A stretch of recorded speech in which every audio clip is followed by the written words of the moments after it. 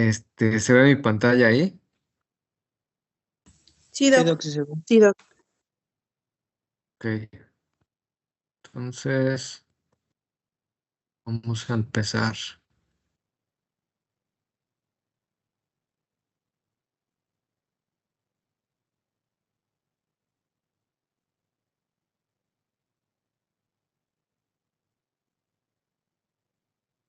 No sé si Maritza tenga problemas de conexión porque me está enviando solicitudes de acepté, ya la acepté, pero no sé si sea su internet. Ya estoy aquí, Doc. Es que no se podía conectar. Ah, ok. Sí, gracias. Ah, entonces, ¿dónde nos quedamos? Ay, ya terminamos casi. Ok, Ahí, Doc. entonces, aquí. Bueno, entonces, pues decíamos, ¿no? Que sí, Diana. Doc, tardé mucho en No, entrar, pero no sé si ya pasó lista. no, al final. Todavía yo igual apenas acabo de entrar, entonces no te preocupes. Entonces decíamos que la hipocalemia pues es una de las manifestaciones que tenemos que tener en cuenta, es de suma importancia, sobre todo por las alteraciones que podemos tener en diferentes órganos. Una de las principales, tanto en la hiper como en la hipocalemia, pues son los trastornos del ritmo, ¿no? De conducción del corazón.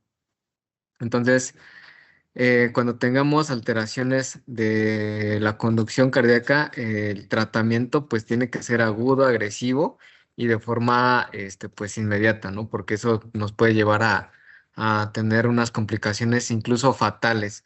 Entonces, en hipocalemia, recuerden las metas de corrección, siempre tener una vía periférica y en casos severos una vía central, ¿sale?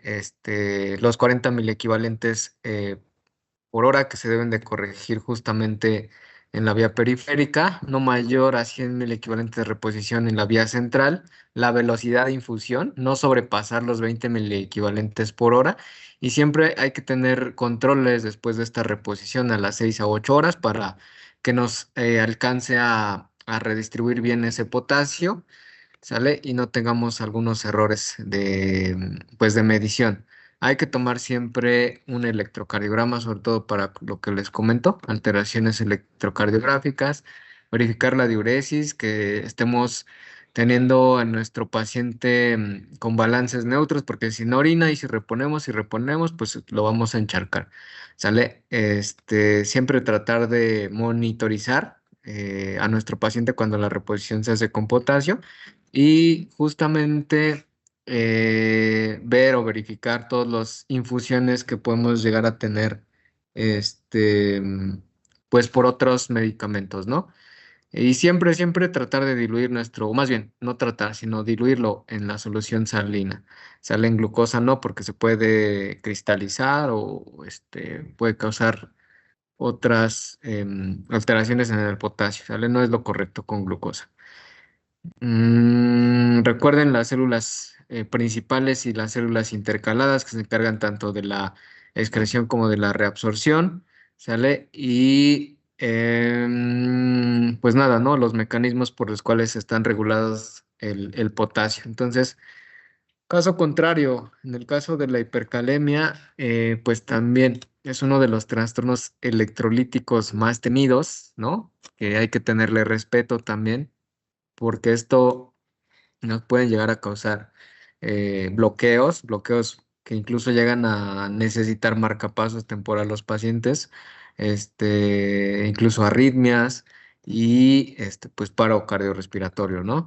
Entonces, los factores de riesgo siempre hay que tener en cuenta qué enfermedades padece nuestro paciente. El mayor factor de riesgo en la población en general es padecer enfermedad renal crónica, sobre todo en aquellos pacientes que tienen tasa de filtrado glomerular menos de 30. ¿Por qué? Porque pues aquí prácticamente el túbulo pues ya no está funcionando al 100%, ¿no?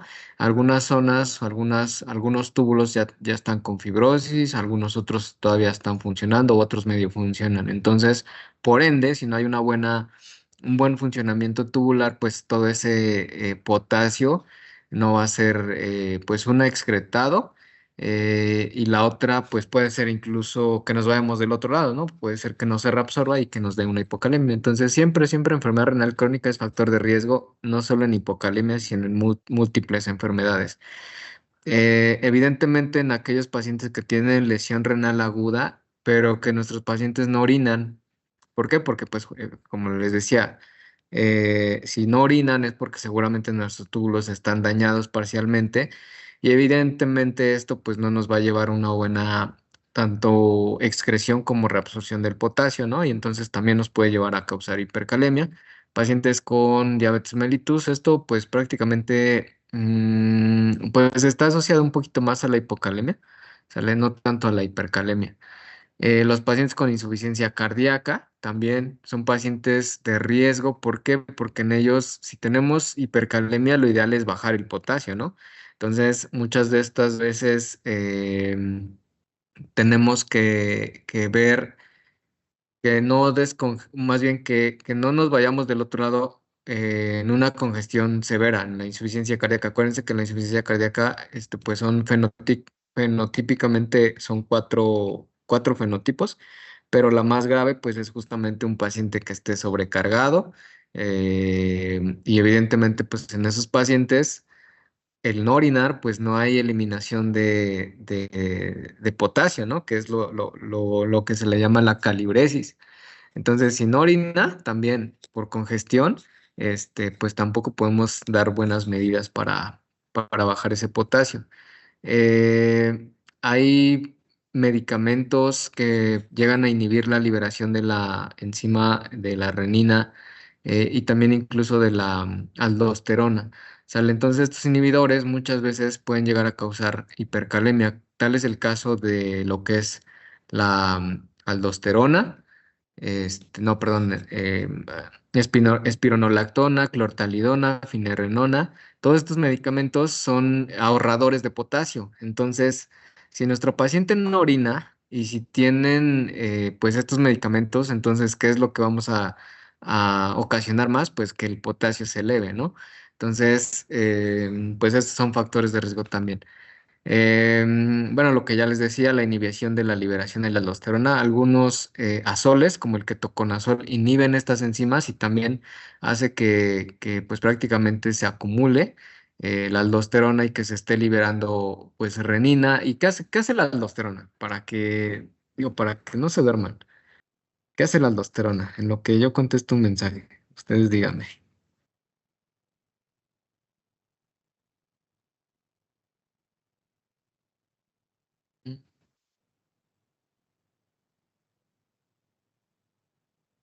¿Alguien sabe? ¿Ya lo encontró?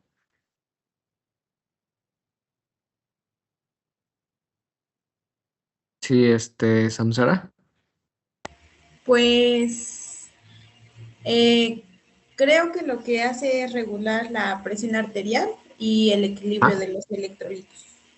ajá, ¿a través de qué? ¿O de quién? Sí, sí lo regula, pero ¿a través de quién? A Mm, través de la renina. pues a través de, bueno, es que forma parte del sistema renina, angiotensina, aldosterona. Ajá. Y qué, más bien, ¿qué implicación tiene más bien, ¿en qué electrolito tiene mayor implicación? Porque En eso el es lo que hace sodio, exacto, en el sodio. Sí, Maricruz, Pues ya lo dijo, o sea, que aumenta la reabsorción de sodio, de principalmente sodio. en el túbulo distal y en el túbulo colector, Exacto. Y si por tenemos más las sodio, células intercaladas tipo A. ajá, y si tenemos más sodio en ese nivel, ¿qué es lo que va a pasar? Pues reabsorbe más agua.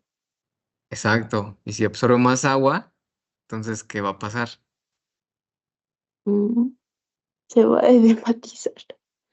No, sí. Sí, sí, sí, pero al final, antes de que se dematice, pues aumentan las resistencias vasculares periféricas. Es parte del sistema renina-angiotensina-aldosterona.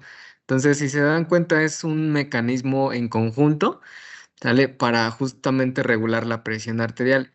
Si no hay liberación de esto, pues no hay sodio muchas veces. Entonces, si no hay sodio, no hay agua. y si no hay agua y si no hay sodio, entonces la renina a veces no hay tampoco.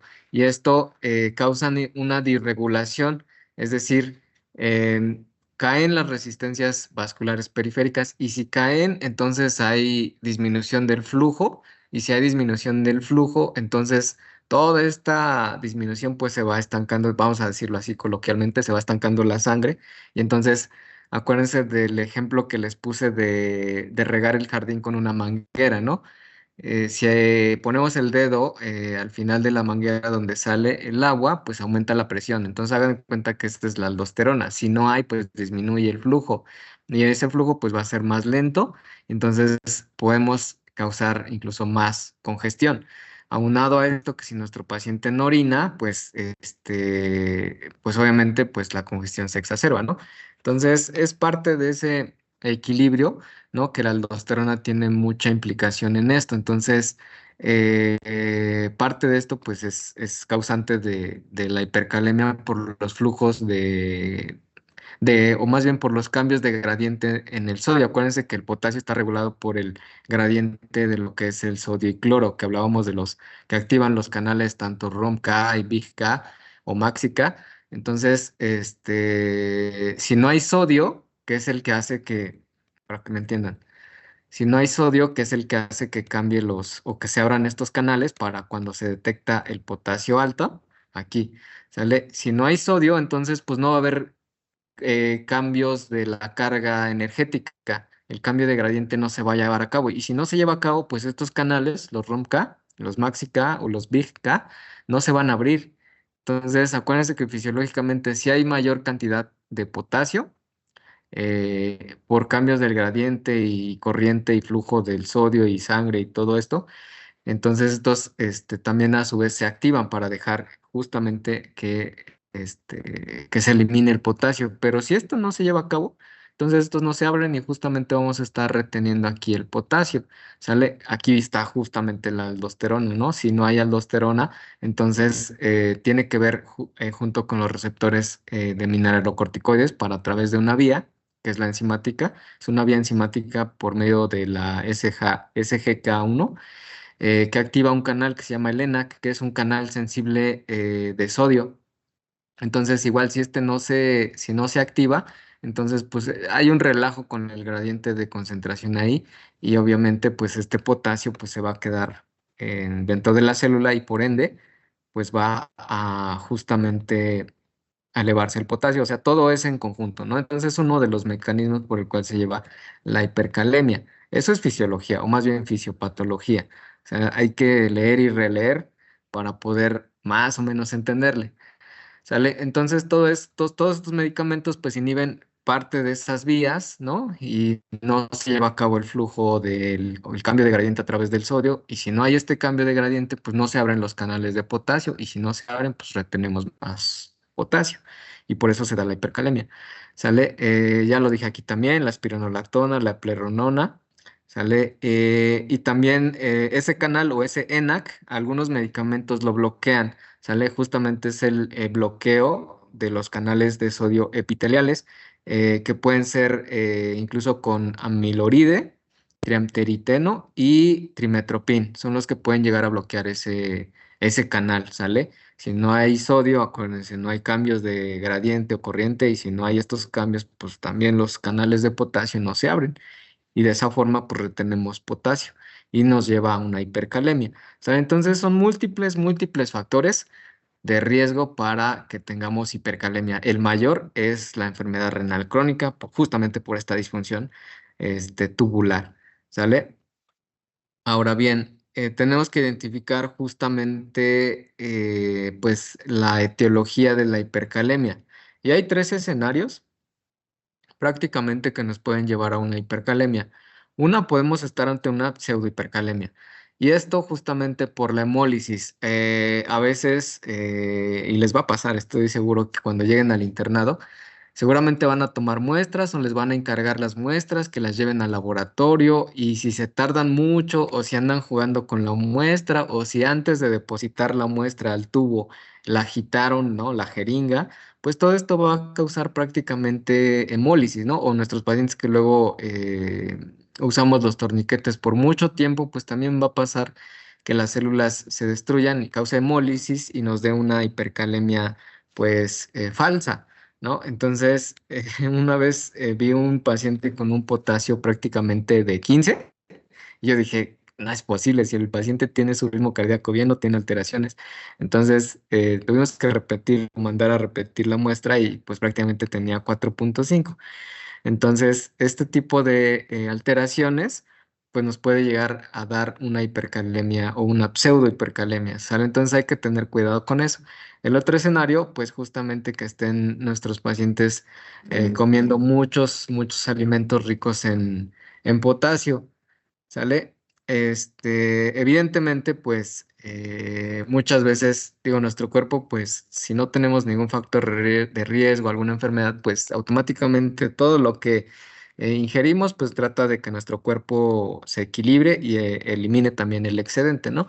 Pero sí puede llegar a pasar, igual incluso en los pacientes con enfermedad renal crónica, sobre todo en diálisis o hemodiálisis, si su dieta no está controlada, pueden llegar a tener niveles altos de potasio por ingesta, justamente por aumento en la ingesta dietética, ¿sale? Y la otra, pues que tengamos justamente una alteración orgánica a nivel renal, una excreción alterada, es decir, que no secreta nuestro riñón potasio, está disfuncional. ¿Sale? Y puede ser justamente por una lesión renal aguda, que la lesión renal aguda te puede causar una necrosis tubular, una necrosis literal, así tal cual como suena, de todo ese túbulo y pues no lleve a cabo sus funciones, ¿no? Y evidentemente, pues la enfermedad renal crónica, sobre todo en etapas 3, 4 y 5, pues ya los túbulos están con datos de fibrosis. Entonces, pues igual, por ende, pues hay una disfunción y no se lleva a cabo pues esa reabsorción ni tampoco excreción, ¿no? Y sobre todo, les digo, en pacientes con tasa de filtrado glomerular menos de 15, pues hay que tener o estar monitorizándolos a los pacientes. Justamente pacientes con esta tasa de filtrado glomerular que no están en diálisis, muchas veces en la consulta, pues porque no quieren o porque no se sienten mal, se aguantan muchas veces. Y uno de los criterios, justamente en el caso de enfermedad renal 5 avanzada, con tasa de filtrado menos de 15 o incluso a veces menos de 10, que están asintomáticos y que sus toxinas no están tan altas, uno de los criterios absolutos para inicio de diálisis es justamente la hipercalemia. No he visto muchos pacientes en la consulta que no se quieren dializar o no quieren empezar diálisis y el único criterio cuando no quieren y tienen el potasio alto, 6, 6,5, pues les digo, si no se dializa ahorita en este punto, pues puede poner grave, ¿no? Entonces, en ellos, pues sí hay que estar vigilando muy frecuentemente el potasio. Y esta es una tablita de acuerdo a los cambios electrocardiográficos correlacionados con los niveles de concentración de potasio sérico. No siempre se correlaciona porque muchas veces hay pacientes que pueden tener hipercalemia leve y cambios electrocardiográficos severos. Entonces, pero en general y en promedio o en la mayoría de la población, ¿no? Cuando tenemos una hipercalemia leve, que depende de esto, por eso tiene un asterisco, porque hay unos que la manejan a partir de 5.5, depende de la bibliografía. ¿Sale? A mí me gusta pues manejarlos hasta 5.5 porque en 5 pues realmente no he, bueno, hasta donde yo he visto, no he notado cambios electrocardiográficos con 5.3 o con 5.4. Entonces yo lo cambiaría aquí a 5.5.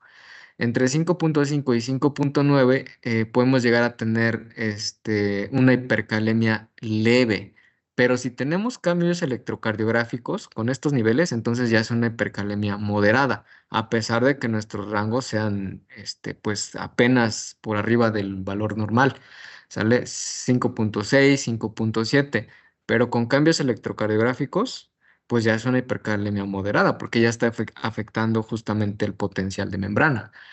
¿Sale?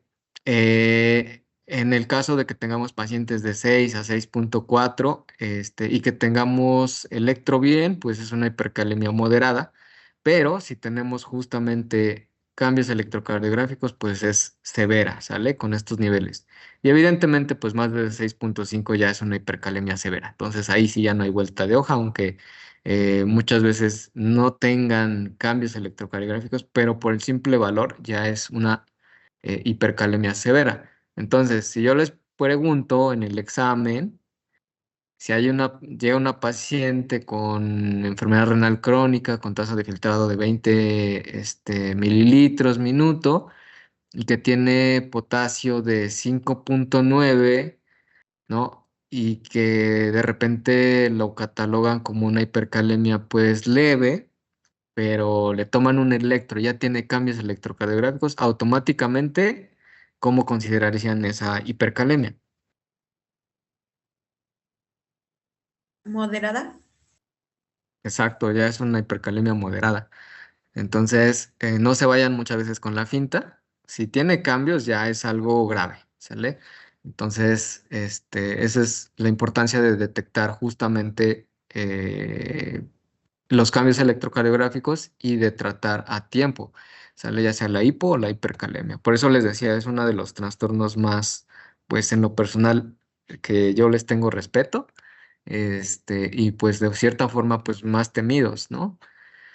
Entonces, este es un algoritmo justamente en el caso de que tengamos hipercalemia por arriba de 6, ¿no? Depende, les digo, la bibliografía, pero ya una hipercalemia de 6, pues ya es importante, ¿no? Ya es como que aguas porque puede tener cambios electrocardiográficos. De cualquier forma, hipercalemia leve, moderada o severa, tenemos siempre que tener un electrocardiograma. Tenemos que identificar estos cambios, ¿sale? Algunas veces podemos llegar a tener, les decía, con cambios de 5.5 a 6.5, algunos cambios más comunes a nivel del electrocardiograma es que tengamos ondas T picudas, ¿sale? Es lo más común y es lo más frecuente que van a llegar a ver en una hipercalemia. ¿Sale? Si tenemos más de 6.5, entre 6.5 y 8, pues podemos tener las ondas T picudas. Aquí ya podemos tener bloqueos con aumento del intervalo PR. La amplitud de la onda de la onda P, perdón, puede estar disminuida, ¿sale? E incluso podemos tener bloqueos ventriculares, ¿no? Es decir, que nuestro QRS esté muy amplio y entonces ahí eso ya es muy, muy grave. O sea, ya el corazón prácticamente no está dejando pasar en la conducción de la aurícula al ventrículo y tampoco el ventrículo ya no se está contrayendo. Entonces aquí sí ya tenemos que tener cuidado con estos cambios. Y evidentemente más de 8, pues ya no hay conducción o hay una conducción pero muy, muy alterada. Entonces hay ausencia de la onda T, hay bloqueos interventriculares, bloqueos fasciculares, bloqueos de ramas, justamente pues bloqueos ventriculares como tal, ¿no? Ampliación de lo que es el complejo QRS, ¿no? Incluso pues hay alteraciones de la conducción pues senoventricular, ¿no? Fibrilación ventricular y pues si no se atiende, pues esto nos puede llevar a una asistolia o un paro cardíaco, ¿sale? Pero pues si no hay cambios, bueno, pues tenemos que justamente ver pues otras manifestaciones, ¿no? Considerarlo de todas formas, pues el riesgo, ¿no? Para esto, para que nos dé cambios. Entonces, en caso de que no tengamos estos cambios, pues bueno, digo, podemos esperar, podemos darle tratamiento, hidratarlo incluso y vigilarlo. O sea, si no hay cambios, pues digo, bueno, puedo estar tranquilo, pero no relajado y estar atento, ¿no? Entonces podemos hidratarlo, algunas medidas iniciales, soporte de oxígeno si lo requiere, etcétera. Entonces, en caso contrario, ¿no? Si nuestro paciente ya tiene cambios, persiste con potasio más de 6, más de 6.5, lo primero que tenemos que dar es justamente calcio. ¿Por qué? Bueno, ahorita lo vamos a ver. Después de esto, pues tratar de movilizar ese potasio. ¿Cómo lo vamos a movilizar? Bueno, si ustedes pusieron atención en la clase de la regulación del potasio, por eso es que se da la insulina. La insulina mueve el potasio, o incluso ya no lo deja pues entrar, ¿no? Al espacio intracelular. Entonces, justamente se da la insulina como medida antihipercalémica junto con el salbutamol. ¿Qué hace el salbutamol? Para que no les pregunte dirigidamente, ¿alguien sabe qué hace o qué activa el salbutamol? ¿Cuál es Pues su igual forma efecto de dos. acción? ¿Pero qué O activa? sea, mete el potasio a la célula. Bueno, no es por medio de la bomba, pero dijo que no le llamemos bomba. Ah, es cotransportador. ¿Pero a través de quién? O sea, sí, sí, sí, estás bien, pero ¿qué activa el salbutamol? ¿O a través de qué vía funciona?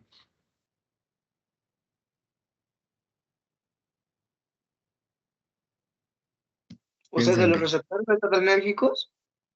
Exacto, a través de los receptores beta-adrenérgicos. Entonces, si se dan cuenta, el salbutamol pues tiene efectos vaso, no, broncodilatadores, ¿no? Pero tiene efectos deleterios justamente por la activación de los beta receptores, ¿sale? Entonces, por eso es que se le da salbutamol. Muchas veces no es porque tenga broncoespasmo, es porque mueve justamente el potasio por la activación de las vías beta 2 adrenérgicas, ¿sale? Por eso es el tratamiento. Esa es la importancia de conocer la fisiología para que ya después vean los medicamentos y digan, ah, pues sí, a través de esta vía. Entonces, de hecho, pues todos los medicamentos que demos, pues deberíamos de saber cómo funcionan. ¿Sale? Entonces, ese es justamente el cómo es que se administran estos medicamentos y por medio de quién los va a regular o cómo va a mover el potasio. ¿Sale? Otra de las acciones que se tiene que considerar justamente es pues el uso de bicarbonato, sobre todo en aquellos pacientes que lleguen con acidosis metabólica severa y que no tengan obviamente sobrecarga de volumen. Siempre, siempre en cualquier hospital, todos los pacientes que llegan con síndrome urémico llegan con acidosis y seguramente llegan con hipercalemia. Entonces, el bicarbonato, si se acuerdan, es que el movimiento del bicarbonato también hace que se mueva potasio. Entonces, pues aquí es un poquito em, controversial porque hay muchos que dicen, si tienes acidez metabólica, y si no tienes ninguna alteración hemodinámica o que tu hipercalemia no sea refractaria, pues ¿para qué le vas a dar bicarbonato? Hay otros que dicen que sí, hay criterios absolutos para uso de bicarbonato, pH menos de 7.2, o alteraciones hemodinámicas con cambios electrocardiográficas, principalmente en hipercalemia, entonces también se administra bicarbonato. Y justamente otra medida, pues para eliminar el potasio, pues es diuréticos. Si nuestro paciente orina, pues hay que eliminarlo a través de el potasio a través de la orina, ¿no? Como caliurético. ¿Sale? Considerar otras medidas como lo que son, pues, quelantes de potasio, es decir, que estos se unan a las moléculas de potasio y a nivel intestinal no se reabsorban. ¿Sale? No se reabsorbe estas moléculas de potasio. Ver nuestro paciente si es una lesión renal aguda o una enfermedad renal crónica. Si no tiene ninguna de estas dos, bueno, pues ya con estas medidas hay que volver a repetir el potasio. Y si ya tiene menos de 6, entonces pues ya podemos estar tranquilos y respirar tranquilos y si están de guardia hasta dormirse tranquilos. Pero si no, entonces hay que verificar que a pesar de todas estas medidas que le dimos de tratamiento y no mejora y sigue más de 6, entonces pues ya tenemos que considerar el inicio de terapia de sustitución, diálisis o hemodiálisis, ¿sale? En cualquiera de los dos escenarios, ¿sale? Si tiene lesión renal aguda, si tiene enfermedad renal crónica ya con todas las medidas, pues de una vez hay que hay que iniciar la diálisis. Entonces, este es otro justamente algoritmo donde aquí ya nos dicen qué medicamentos tienen o por qué se usan, ¿sale? Siempre en toda hipercalemia hay que ver si tiene cambios electrocardiográficos. Considerar otras etiologías de hipercalemia como rhabdomiólisis, síndrome de lisis tumoral y otro, pues lesiones, ¿no? Por aplastamiento, estallamiento o por golpes, ¿no? Cuando son, traumatismos o cuando se accidentan en carros, politraumatizados, ¿no? Que destruyen los músculos y esto nos puede dar justamente también hipercalemia, ¿sale? Considerar todos esos diagnósticos. Obviamente tratar, digamos, la urgencia, si tiene deterioro de la respiración, pues considerar intubar, ver los cambios electrocardiográficos y justamente si tienen estos, entonces lo que tenemos que dar es un estabilizador de la membrana celular miocárdica. ¿Con qué? Pues con el gluconato de calcio para tratar de evitar que nuestro músculo del corazón pues esté contrayéndose de manera irregular. Entonces se estabiliza la membrana con gluconato de calcio. El shift, ¿no? O el movimiento del potasio, pues ya lo dijimos, ya sea con insulina, aquí ponen albuterol, también puede serse salbutamol, que es lo más común que hay. ¿Sale? Y justamente verificar cómo está nuestro estado de volumen. Si nuestro paciente en primera orina o no orina. Si no orina, pues hemodiálisis. Pero si está sobrecargado y también está, pues vamos a decirlo así, oligúrico y todavía orina, pues le damos diuréticos, evidentemente.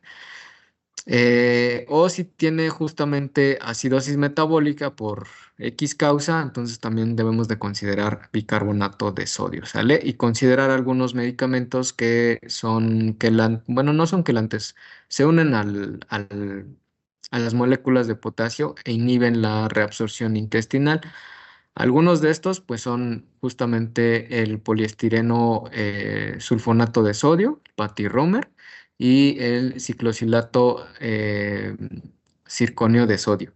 ¿Sale? Son medicamentos que justamente inhiben la reabsorción a nivel intestinal o se consideran también como pues resinas. Aquí en México solamente tenemos el ciclosilato de zirconium y el patiromer. El otro no lo tenemos, pero esto yo considero que se puede dar en pacientes con hipercalemia leve, obviamente, y siempre y cuando no tengan cambios electrocardiográficos. De hecho, el algoritmo aquí nos los dice. Si tenemos hipercalemia, ¿no? Y si no hay un tratamiento o no tiene nuestro paciente datos de urgencia o de una emergencia que pongan en riesgo nuestra vida, bueno, pues considerar el control de su dieta, ¿no? Estarlo vigilando continuamente, quitar todos los medicamentos que nos puedan interferir con la secreción de potasio, evitar pues toda esta parte de los remedios naturistas,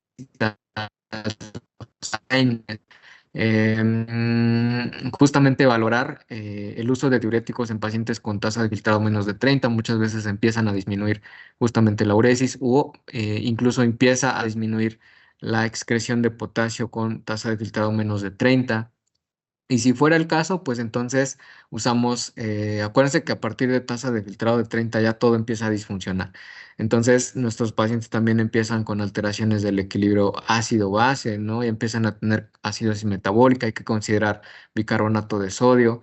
Y justamente si nuestro paciente ya no orina o empieza con disfunción de la excreción de potasio por abajo de tasa de 30, menos de 30, entonces consideramos, perdón, pues estas drogas que les digo, ¿no? Que evitan la absorción a nivel intestinal, ¿sale?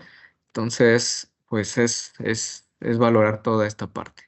Y hasta aquí, ¿alguna duda con hipercalemia?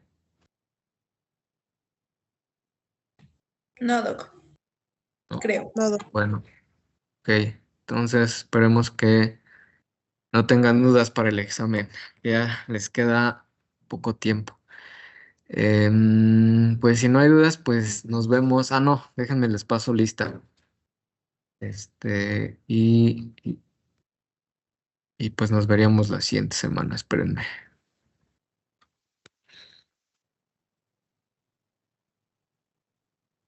Entonces su tarea también, envíenmela.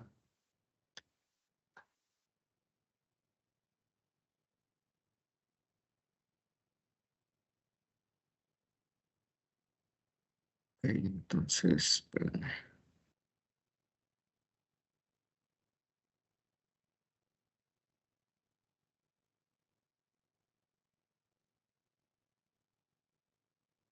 Ver, me ayudan con su cámara prendiéndola. Hoy es 29.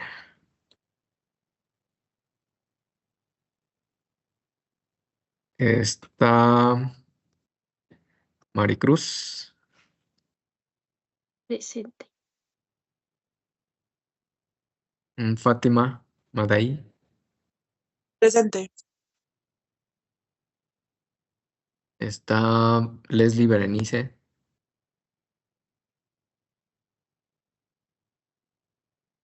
no está. Está Luis Ignacio, Presente.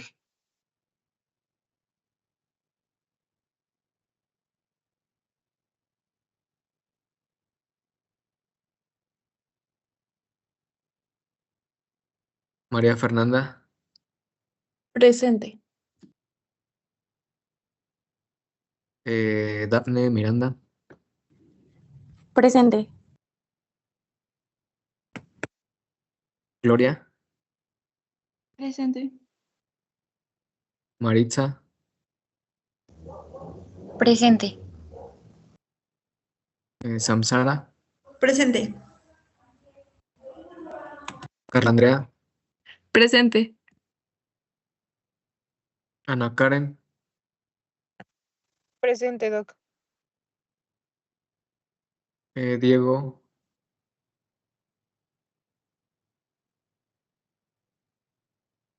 Adair, Presente, doctor. Fernando,